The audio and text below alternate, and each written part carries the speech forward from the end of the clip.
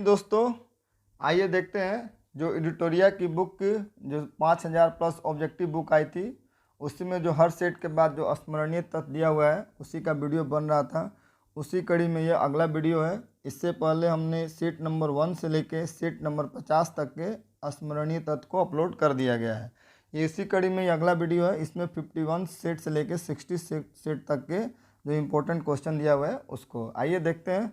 स्मरणीय तथ्य में 51 सेट का पहला क्या दिया हुआ है। ये दिया हुआ है यूरोप महाद्वीप के बारे में। किसके बारे में दिया हुआ है? यूरोप महाद्वीप के बारे में।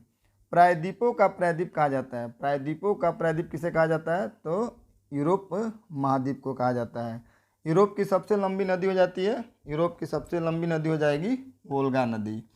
फैशन की नगरी किसे कहा जाता है? फैशन की नगरी के रूप में फ्रांस को जाना जाता है। विश्व का अन्न भंडार के रूप में जाना जाता है किसको? तो यूक्रेन को जाना जाता है। प्रसिद्ध ब्लैक फॉरेस्ट स्थित है कहाँ पे है? तो ये जर्मनी में है। और झीलों का देश किसे कहा जाता है? तो झीलों का देश कहा जाता है फिनलैंड को। झीलों के देश के नाम से किसे जाना जाता है? तो फिनलैंड को जाना जाता है। यूरोप का भारत कहा जाता है, ठीक है। यूरोप का भारत किसे कहा जाता है? यूरोप का भारत इटली को कहा जाता है। क्यों कहा जाता है? तो जिस प्रकार भारत की भौगोलिक स्थिति है उसकी सेम उसी तरह इटली की भौगोलिक स्थिति है। जिस तरह भारत तीन ओर से जल से घिरा हुआ है उसी प्रकार इटली भी घिरा हुआ है। जिस तरह भारत के उत्तर में हिमालय पर्वत है उसी तरह इटली भी पर्वत से घिरा हुआ है। आगे देखते हैं। फ्रांस को यूनाइटेड किंगडम से अलग करता है कौन करता है? फ्रांस और यूनाइटेड किंगडम यानी फ्रांस और इंग्लैंड को कौन अलग करता है? तो इंग्लिश चैनल अलग करता है। प्ले ग्राउंड ऑफ यूरोप यानी यूरोप का खेल का मैदान किसे कहा जाता है? तो स्विट्जरलैंड को। इटली की गंगा किसे कहती है? तो पो नदी को कहा जाता है। जैसे भारत में गंगा नदी को पवित्र नदी माना जाता है उसी प्रकार इटली को भी इटली की गंगा पो नदी को कहा जाता है। आगे देखते हैं। काकेशस राज्य के रूप में जाना जाता है किसको किसको जाना जाता है? काकेशस राज्य के रूप में तो जॉर्जिया, आर्मेनिया एवं अजरबैजान को, तीनों को संयुक्त रूप से किस राज्य के रूप में जाना जाता है? तो काकेशस। आगे देखते हैं। एक तरफ पर्वत का नाम दिया हुआ है और दूसरे ओर संबंधित देश का नाम दिया हुआ है। तो पिरिनीज पर्वत फ्रांस एवं स्पेन के मध्य है। आल्प्स पर्वत कहाँ है? तो आल्प्स पर्वत हो जाता है फ्रांस एवं इटली के मध्य। जूरा पर्वत हो जाता है फ्रांस एवं स्विट्जरलैंड के मध्य स्थित है। वास्जेस पर्वत फ्रांस एवं जर्मनी के मध्य। देखते हैं, ठीक है। आल्प्स किसके किसके बीच है? आल्प्स हो जाता है फ्रांस और इटली के मध्य। जूरा पर्वत हो जाता है फ्रांस एवं स्विट्जरलैंड के मध्य। वास्जेस पर्वत किसके किसके बीच हो जाता है? तो फ्रांस और जर्मनी के मध्य हो जाता है। अंटार्कटिका में भारत ने अपना पहला शोध केंद्र स्थापित किया था कहाँ पे? तो उसका नाम है दक्षिणी गंगोत्री। कब किया था? तो 1983 में। अंटार्कटिका में भारत ने अपना दूसरा शोध केंद्र स्थापित किया था जिसका नाम है मैत्री। कब? तो 1989 में। आगे देखते हैं। एक सेट का तो स्मरणीय तथ्य खत्म हुआ। अगले सेट का देखते हैं। सूर्य का व्यास लगभग कितना है? तो सूर्य का व्यास हो जाता है 13,52,000 किलोमीटर। सूर्य हमारी पृथ्वी से बड़ा है। कितना बड़ा है? तो लगभग 13 लाख गुना बड़ा है। पृथ्वी को सूर्य ताप का मिलता है कितना भाग मिलता है? तो 2 अरबवां भाग प्राप्त होता है। सूर्य के प्रकाश को पृथ्वी तक पहुंचने में समय कितना लगता है? तो ये 8 मिनट 16 सेकंड का समय लगता है। आगे देखते हैं। चंद्रमा के प्रकाश को पृथ्वी तक पहुंचने में कितना समय लगता है? तो चंद्रमा के प्रकाश को पृथ्वी तक पहुंचने में 1.3 सेकंड का समय लगता है। पार्थिव ग्रह के उदाहरण कौन कौन से हो जाता है? बुध, शुक्र, पृथ्वी और मंगल। बाह्य ग्रह का उदाहरण कौन कौन सा आ जाएगा? तो बृहस्पति, शनि, अरुण एवं वरुण। सूर्य के सबसे निकट का है तो बुध। पृथ्वी के सबसे निकट का है तो शुक्र। पृथ्वी किस किस ग्रह के बीच स्थित है? तो ये मंगल और शुक्र के बीच में। क्वेश्चन पूछे पार्थिव ग्रह तो बुध, शुक्र, पृथ्वी एवं मंगल। बाह्य ग्रह पूछे तो बृहस्पति, शनि, अरुण एवं वरुण। सूर्य के सबसे निकट तो बुध हो जाता है। पृथ्वी के सबसे निकट शुक्र हो जाता है। पृथ्वी किन 2 ग्रह के मध्य स्थित है? तो मंगल एवं शुक्र के बीच स्थित है। आगे देखते हैं। पश्चिम से पूरब की ओर घूर्णन करने वाले ग्रह, ऐसे सामान्यतः ग्रह कैसे घूर्णन करते हैं? पूरब से पश्चिम, लेकिन पश्चिम से अगर पूरब पूछे तो शुक्र एवं वरुण। वैसा ग्रह जिसका कोई भी उपग्रह नहीं है तो 2 ऐसे ग्रह हैं जिसका कोई भी उपग्रह नहीं है, बुध और शुक्र के। सबसे छोटा एवं सबसे हल्का ग्रह बुध होता है और किस ग्रह की विशेषता उसकी चुंबकीय गुण का होना होता है। तो चुंबकीय गुण किस ग्रह में पाया जाता है, तो बुध में। सबसे गर्म एवं चमकीला तो शुक्र होता है। कौन सा ग्रह घनत्व आकार में लगभग पृथ्वी के समान होता है, कौन होता है, तो शुक्र होता है, जिस वजह से इसको क्या कहा जाता है, पृथ्वी की भगिनी भी कहा जाता है, सॉरी पृथ्वी की बहन या बहन कहा जाता है। सौर मंडल का सबसे बड़ा ग्रह पूछे तो बृहस्पति हो जाता है। मंगल के मात्र 2 उपग्रह हैं, कौन कौन से, तो फोबोस और डिमोस। सौर मंडल का सबसे ऊंचा पर्वत निक्स ओलंपिया, ठीक है, सबसे ऊंचा पर्वत कौन है, निक्स ओलंपिया, किस ग्रह पे है, तो ये मंगल ग्रह पर है। शनि ग्रह का सबसे बड़ा उपग्रह, शनि का सबसे बड़ा उपग्रह हो जाता है टाइटन। सबसे कम घनत्व वाला ग्रह शनि होता है, ये पानी में रख देने पे क्या हो जाएगा, तैरने लगेगा, इसका इतना घनत्व कम है। अरुण ग्रह की खोज की थी, अरुण ग्रह की खोज किसने किया था, तो विलियम हर्शेल ने। लेटा हुआ ग्रह के नाम से किसे जाना जाता है, तो अरुण को, वरुण नहीं अरुण, लेटा हुआ ग्रह अरुण। वरुण ग्रह की खोज जॉन गाले ने। किस ग्रह के चारों ओर मीथेन गैस का संघन बादल छाया रहता है, मीथेन गैस किस ग्रह में, तो हो जाता है वरुण में। लेटा हुआ का है तो अरुण, और मीथेन गैस पाया जाता है वरुण। पृथ्वी का एकमात्र उपग्रह कौन सा है, तो हो जाता है चंद्रमा। सूर्य से पृथ्वी की कुल दूरी लगभग कितना है, तो 149.6 मिलियन किलोमीटर। पृथ्वी पर दिन और रात होता है, तो घूर्णन गति के कारण क्या होता है, दिन और रात।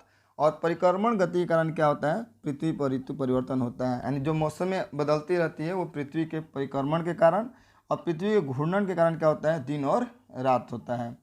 आगे देखते हैं, नीला ग्रह के रूप में जाना जाता है, नीला ग्रह के रूप में किसे जाना जाता है, तो पृथ्वी को नीला ग्रह के रूप में भी जाना जाता है।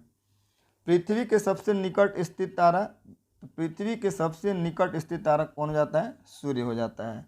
रात्रि में दिखाई देने वाला सर्वाधिक चमकीला तारा कौन है, तो हो जाता है साइरस। लिबनिट्स पर्वत पूछ रहा है, लिबनिट्रज पर्वत कहाँ स्थित है, तो हो जाता है चंद्रमा पे, ध्यान में रखें, लिबनिट्रज पर्वत। जीवाश्म ग्रह के रूप में जाना जाता है, तो चंद्रमा को किसके रूप में जाना जाता है, तो इसको जीवाश्म ग्रह के रूप में भी जाना जाता है। पृथ्वी से चंद्रमा का कितना भाग दिखाई देता है, तो सिर्फ 57%, हम पृथ्वी से चंद्रमा का 57% भाग ही देख सकते हैं। चंद्रमा का द्रव्यमान पृथ्वी के द्रव्यमान का कितना होता है, तो 1/81। जब चंद्रमा पृथ्वी के निकट होता है तो उस स्थिति को कहा जाता है, जब चंद्रमा पृथ्वी के निकट हो तो उसको क्या कहा जाता है, सुपर मून, क्योंकि उस समय चंद्रमा का आकार क्या होता है, बड़ा दिखाई पड़ता है, सामान्यतः जो आकार होता है उस आकार से थोड़ा बड़ा दिखाई पड़ता है, इसलिए क्या कहा जाता है, सुपर मून। एक बार फिर देखिए, जब चंद्रमा पृथ्वी के निकट होता है तो उस स्थिति को कहा जाता है सुपर मून। एक माह में 2 पूर्णिमा हो तो दूसरी पूर्णिमा को क्या कहा जाएगा, ब्लू मून कहा जाता है, दूसरे को क्या कहा जाएगा, ब्लू मून। बौने ग्रह का उदाहरण है यम, सेरस एवं चेरॉन, ये क्या है, ये बौने ग्रह के उदाहरण हैं। क्षुद्र ग्रह दिखाई पड़ते हैं, क्षुद्र ग्रह किसके किसके बीच, मंगल और बृहस्पति के बीच एक बेल्ट बनता है, उसी में क्षुद्र ग्रह क्या होता है, दिखाई पड़ता है। आगे देखते हैं, पृथ्वी जब सूर्य से अधिकतम दूरी पर होती है तो उस स्थिति को कहा जाता है, जब मैक्सिमम दूरी हो पृथ्वी और सूर्य के बीच तो उसको अपसौर कहा जाता है। यह घटना कब घटित होती है, तो 4 जुलाई को। और जब पृथ्वी और सूर्य के बीच मिनिमम दूरी हो यानी न्यूनतम दूरी हो तो उसको उपसौर कहा जाता है। जब ज़्यादा दूरी हो तो अप, माने ज़्यादा दूरी होगा तो अप, अब मिनिमम होगा तो उप। अपसौर होता है 4 जुलाई को, उपसौर होता है 3 जनवरी को। पृथ्वी पर कुल अक्षांशों की संख्या, अक्षांश 181 और देशांतर हो जाता है 360। आगे देखते हैं, किस तिथि को पृथ्वी पर दिन एवं रात बराबर होते हैं, तो 21 मार्च और 23 सितंबर को क्या होता है, पूरे पृथ्वी पर दिन और रात बराबर होता है। जब सूर्य एवं पृथ्वी के मध्य चंद्रमा आता है तो उस स्थिति को कहते हैं सूर्य ग्रहण, यानी अमावस्या के दिन सूर्य ग्रहण लगता है और पूर्णिमा के दिन चंद्र ग्रहण लगता है। याद रखें, पूर्णिमा के दिन चंद्र ग्रहण, पूर्णिमा मान लीजिए, ध्यान रखते हैं, पूर्णिमा हो सकता है लड़की का नाम, और चांद जैसा मुखड़ा होता है, तो याद करने का एक तरीका हो सकता है, हमारे सर ऐसे ही याद कराए थे हमको। पूर्णिमा के दिन चंद्र ग्रहण, अमावस्या के दिन सूर्य ग्रहण। सूर्य ग्रहण कब लगेगा, जब सूर्य एवं पृथ्वी के बीच कौन आ जाए, चंद्रमा आ जाता है। और जब सूर्य एवं चंद्रमा के बीच पृथ्वी आ जाए तो चंद्र ग्रहण लगता है, क्योंकि सूर्य तो अपनी जगह पर स्थित है, पृथ्वी क्या करती है, घूमती रहती है, इसलिए सूर्य हमेशा फिक्स रहेगा। संपूर्ण विश्व को कितने समय जोन में बांटा गया है? तो संपूर्ण विश्व को 24 समय जोनों में बांटा गया है ताकि एक पूरे पृथ्वी पर समय समान रहे। अंतर्राष्ट्रीय तिथि रेखा कहा जाता है, तो 180 डिग्री देशांतर को अंतर्राष्ट्रीय तिथि रेखा कहा जाता है। उत्तरी गोलार्ध और दक्षिणी गोलार्ध, उत्तरी गोलार्ध में सबसे बड़ा दिन होगा 21 जून को और दक्षिणी गोलार्ध में सबसे बड़ा दिन कब होगा? 22 दिसंबर को। ये याद रखें, उत्तरी गोलार्ध में सबसे बड़ा दिन होगा 21 जून को और दक्षिणी गोलार्ध में होगा 22 दिसंबर को। आगे देखते हैं, विश्व की प्रमुख गर्म हवाएं हैं। ठीक है, एक तरफ गर्म हवाएं हैं, दूसरा दिया हुआ क्षेत्र ये कहाँ पर बहते हैं। आइए देखते हैं गर्म हवाएं का नाम। सबसे पहले दिया हुआ है अयाला। क्या दिया हुआ है? अयाला। ये कहाँ बहता है? फ्रांस में बहती है। सुखोवे, सुखोवे होता है रूस एवं कजाकिस्तान में। बागोयो फिलीपींस द्वीप समूह में। गारिच ये हो जाता है दक्षिण पूर्वी ईरान में। सामुन कहाँ बहती है? तो ये ईरान में। वर्गस दक्षिण अफ्रीका में। ट्रायमोंटेन ये बहता है मध्य यूरोप में। एक बार फिर देखते हैं, अयाला, अयाला का क्षेत्र हो जाता है फ्रांस में। सुखोवे का हो जाता है रूस एवं कजाकिस्तान में। बागोयो का क्षेत्र फिलीपींस द्वीप समूह। गारिच का हो जाता है दक्षिण पूर्वी ईरान। सामून का क्षेत्र हो जाता है ईरान। वर्गस का क्षेत्र हो जाएगा दक्षिण अफ्रीका और ट्रेमोंटेन का हो जाएगा मध्य यूरोप। ये सभी की सभी क्या है? गर्म धाराएं, गर्म हवाएं हैं। आगे देखते हैं विश्व की प्रमुख ठंडी हवाएं। इससे पहले क्या थी? वो गर्म हवाएं थी और ये है ठंडी हवाएं। कौन सी ठंडी हवाएं किस क्षेत्र में बहती है? आइए देखते हैं। पहले मिस्ट्रल, मिस्ट्रल का क्षेत्र हो जाता है स्पेन एवं फ्रांस। बोरा, बोरा का क्षेत्र हो जाता है एड्रियाटिक तट। नॉट्री का हो जाता है अमेरिका। नार्दर का अमेरिका। ये दो अमेरिका क्षेत्र में बहता है। कौन कौन सी बहती है? नाटी और नार्दर। पैम्प्यूरो हो जाएगा अर्जेंटीना। पेपागायो, पेपागायो हो जाएगा मैक्सिको। हबूब हो जाएगा सूडान में। सिस्टान हो जाता है पूर्वी ईरान में। नेवाडोस कहाँ हो जाएगा? इक्वाडोर में। आगे देखते हैं, विली बॉब हो जाता है, सॉरी विली नहीं, वो तो ऑस्ट्रेलिया में बहती है। विली बॉब हो जाएगा अलास्का में। अब आगे देखते हैं, एक तरफ दिया हुआ है कि एशिया में स्थित प्रमुख मरुस्थल। एक तरफ मरुस्थल का नाम दिया हुआ है, तो ये सारे के सारे मरुस्थल एशिया में पाए जाते हैं। एशिया में कहाँ पाए जाते हैं वो देख लेते हैं। पहला है अल नाफूद। अल नाफूद मरुस्थल कहाँ पाया जाता है? तो सऊदी अरब में। अल नाफूद सऊदी अरब में। दस्त ए लूट हो जाता है ईरान में। थार कहाँ है? तो ये भारत एवं पाकिस्तान में पड़ता है। तकला मकान हो जाता है चीन में। गोभी हो जाता है चीन एवं मंगोलिया में। ये एशिया का सबसे बड़ा मरुस्थल भी होता है। आगे देखते हैं, ये जो थे एशिया का था, अब आते हैं अफ्रीका। जो अफ्रीका में प्रमुख मरुस्थल है वो देखते हैं किस देश में पाया जाता है। तो कालाहारी हो जाता है दक्षिणी अफ्रीका में। सहारा हो जाएगा उत्तरी अफ्रीका में। कालाहारी दक्षिणी अफ्रीका और सहारा हो जाएगा उत्तरी अफ्रीका। जुराब चाड में। बायूदा हो जाएगा सूडान में। अलजाफ माली में। अलजाफ कहाँ हो जाएगा? माली में। अब आगे देखते हैं, दिया उत्तरी अमेरिका में स्थित प्रमुख मरुस्थल। आगे दिया हुआ मरुस्थल का नाम जो किस महादेश में पड़ता है? ये सभी के सभी उत्तरी अमेरिका में। उत्तरी अमेरिका में कहाँ पड़ेंगे ये देख लेते हैं। तो रेड डेजर्ट ये पाया जाता है यूएसए में। मोजावे यूएसए में। क्लोराडो हो जाएगा यूएसए में। स्टार्टिंग के तीनों कहाँ होंगे? यूएसए में। कौन कौन से? रेड डेजर्ट, मोजावे, क्लोराडो। आगे देखते हैं, चिहुआहुआन ये पाया जाता है यूएसए और मैक्सिको दोनों में। सोनोरॉन ये हो जाएगा यूएसए और मैक्सिको दोनों में। सोनोरॉन और चिहुआहुआन यूएसए और मैक्सिको में, ये दोनों। अब उत्तरी अमेरिका हो गई। अब देखते हैं दक्षिणी अमेरिका में। पहले एशिया हो गया, फिर यूरोप हो गया, उत्तरी अमेरिका हो गया। अब देखते हैं दक्षिणी अमेरिका में। दक्षिणी अमेरिका में मात्र दो ही मरुस्थल याद करना है, आटाकामा और पेंटागोनिया। आटाकामा का मरुस्थल हो जाएगा चिली में। पेंटागोनिया हो जाएगा अर्जेंटीना में। एशिया हो गया, अफ्रीका हो गया, उत्तरी अमेरिका, दक्षिणी अमेरिका। अब बच गया ऑस्ट्रेलिया। ऑस्ट्रेलिया में देखते हैं, ऑस्ट्रेलिया में पहला है गिब्सन, ग्रेट सैंडी और ग्रेट विक्टोरिया। तो गिब्सन कहाँ है? तो पश्चिमी ऑस्ट्रेलिया में। और ग्रैंड सैंडी ये भी होता है पश्चिमी ऑस्ट्रेलिया में। दो याद कर रहे हैं, दोनों कहाँ है? पश्चिमी ऑस्ट्रेलिया में। कौन कौन? गिब्सन और ग्रेट सैंडी। ग्रेट विक्टोरिया हो जाएगा दक्षिण पश्चिम ऑस्ट्रेलिया में। अब दिया हुआ है विश्व के प्रमुख पर्वत। और इससे पहले हम लोग मरुस्थल देख रहे थे। अब क्या है, विश्व के प्रमुख पर्वत। एक तरफ पर्वत का नाम दिया हुआ है, दूसरी ओर इसकी स्थिति दी हुई है। आल्प्स पर्वत, आल्प्स का विस्तार है मध्य यूरोप में, गोलोन की पहाड़ी मध्य एशिया में, एपिनाइड पर्वत इटली में, एटलस पर्वत अफ्रीका में। ये काफ़ी इम्पोर्टेंट है। एपिनाइड होता है इटली में, इसको ध्यान रखें। ऐसे सभी के सभी ध्यान रखने लायक है। आल्प्स तो मध्य यूरोप में, गोलन की पहाड़ी मध्य एशिया में, एपिनाइन पर्वत हो जाता है इटली में, और एटलस हो जाएगा अफ्रीका में।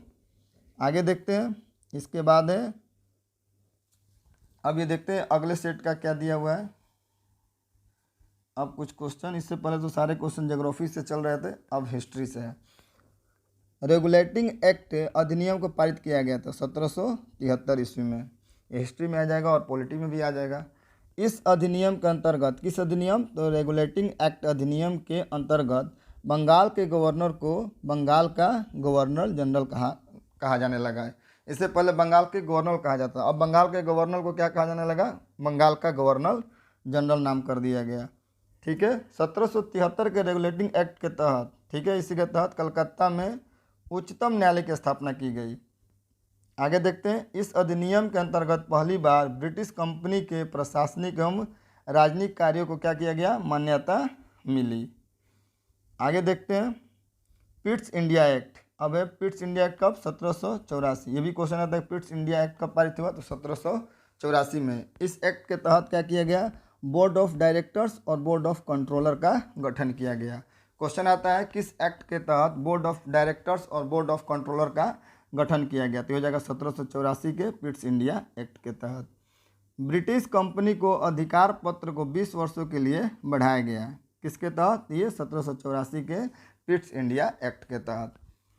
देखते हैं 1813 का चार्टर्ड नियम के अंतर्गत, अब दिया, अब हो गया 1784 खत्म, उससे पहले 1773 पढ़े, अब हो गया 1813 का चार्टर्ड अधिनियम। इसके तहत क्या होता है, इसके तहत देखिए क्या होता है कि भारत का कंपनी के साथ व्यापारिक एकाधिकार को छीना गया।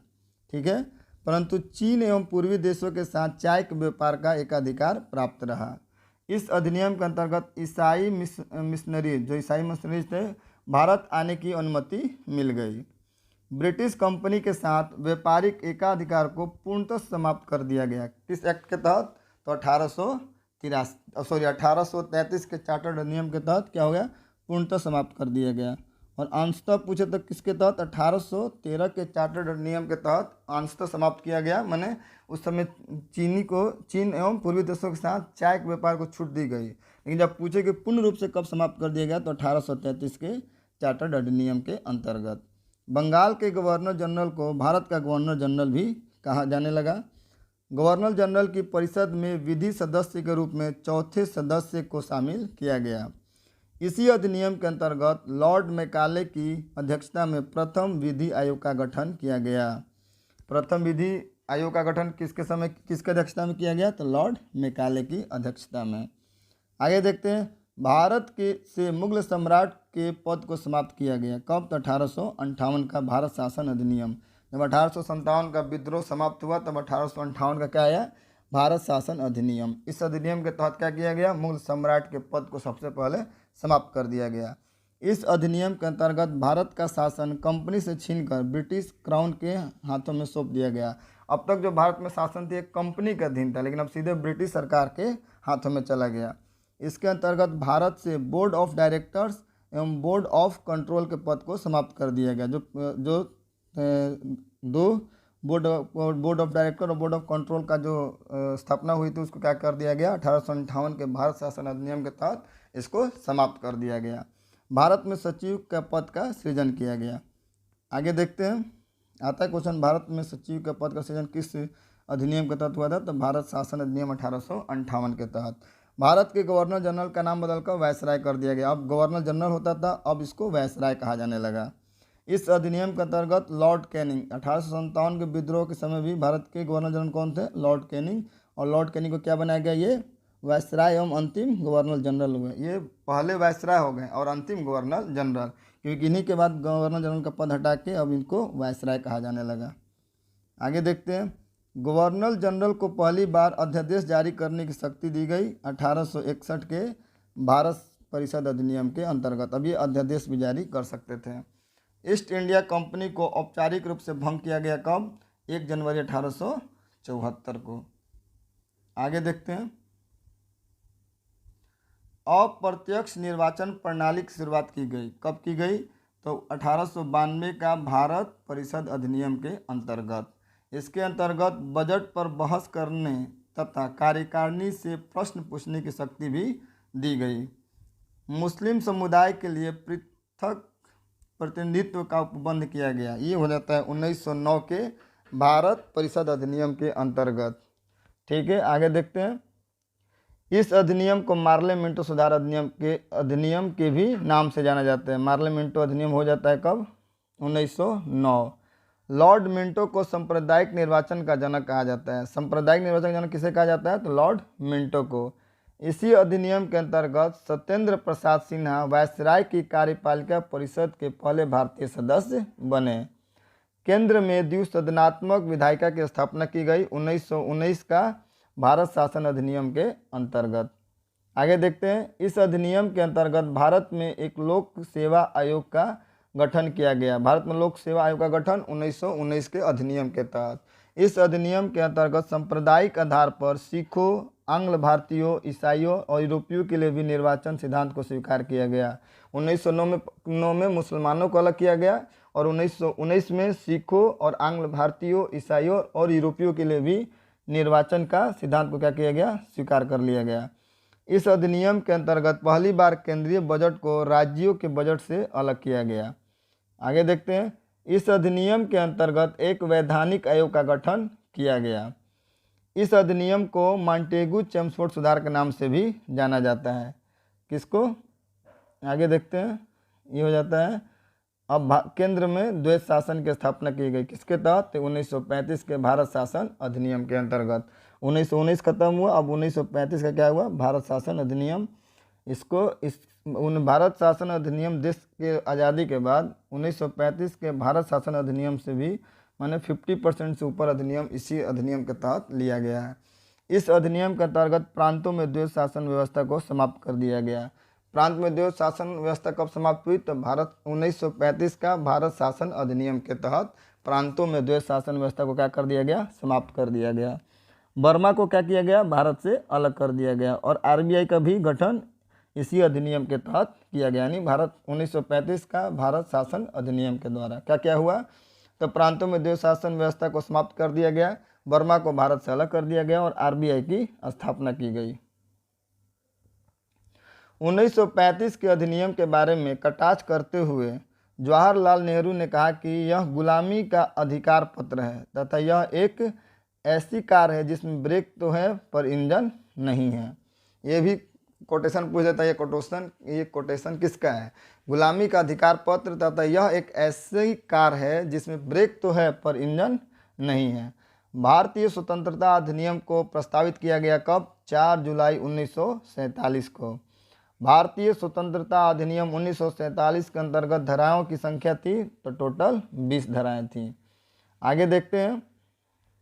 भारतीय संविधान के निर्माण हेतु बनी समितियां, ठीक है, हम उसके अध्यक्ष कौन? मतलब भारत के जब संविधान बन रहा था तो बहुत सारी समितियों का गठन हुआ था। उन समितियों के अध्यक्ष कौन थे? तो एक तरफ समिति का नाम दिया हुआ है और दूसरे तरफ उनके अध्यक्ष का नाम दिया हुआ है। तो संघ की बात आ जाए, जहाँ भी संघीय बात है तो उसके अध्यक्ष कौन थे? जवाहरलाल नेहरू। संघ इसमें भी लगा हुआ है तो संघ शक्ति, ये भी हो जाएगा जवाहरलाल नेहरू। संचालन समिति डॉक्टर राजेंद्र प्रसाद। प्रारूप समिति भीमराव अंबेडकर। प्रांतीय संविधान समिति के कौन हो जाएंगे? वल्लभ भाई पटेल। आगे देखते हैं।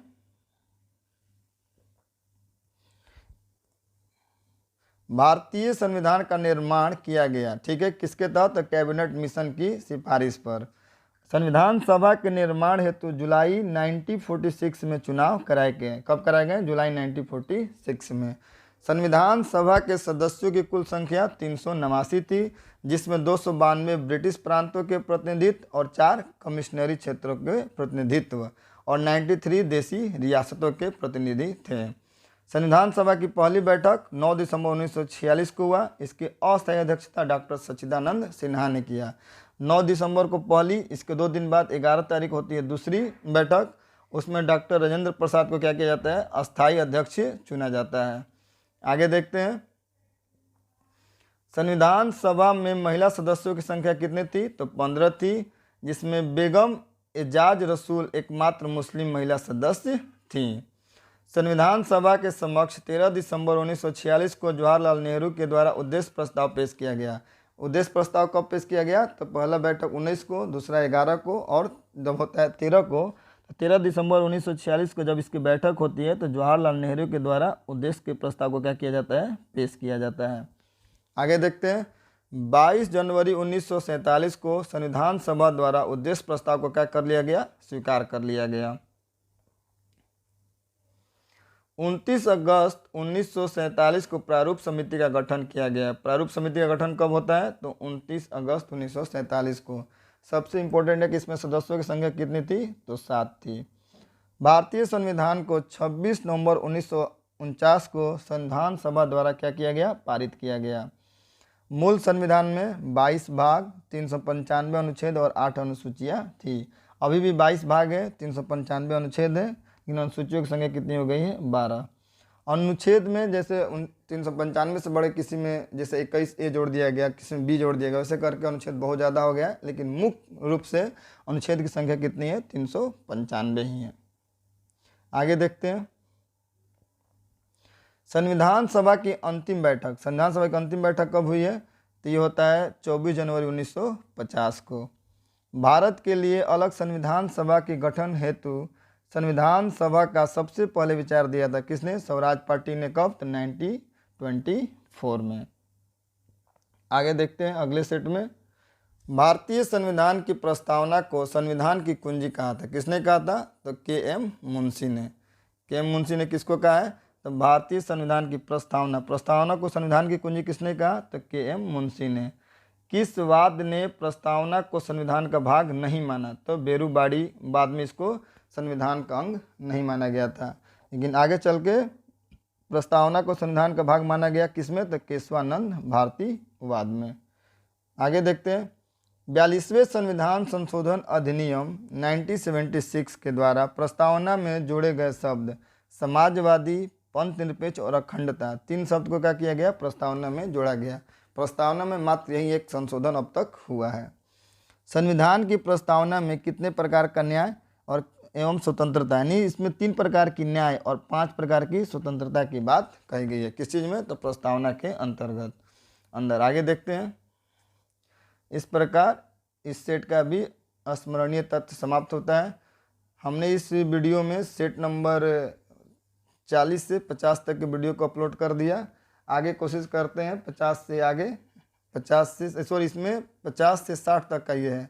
अगले वीडियो में 60 से 70 तक, और 2 से 3 वीडियो इसका आएगा। टोटल इसमें 100 सेट है और ये भी बुक समाप्त हो जाएगा। और उसके बाद जो बिहार दरोगा का सेट प्रैक्टिस आया हुआ है उसका वीडियो बनाकर अपलोड किया जाएगा। अगर आपको यह हमारा प्रयास अच्छा लगता है तो आप हमारे चैनल को सब्सक्राइब करें और हमारे वीडियो को लाइक करें। देखने के लिए आपका बहुत बहुत धन्यवाद।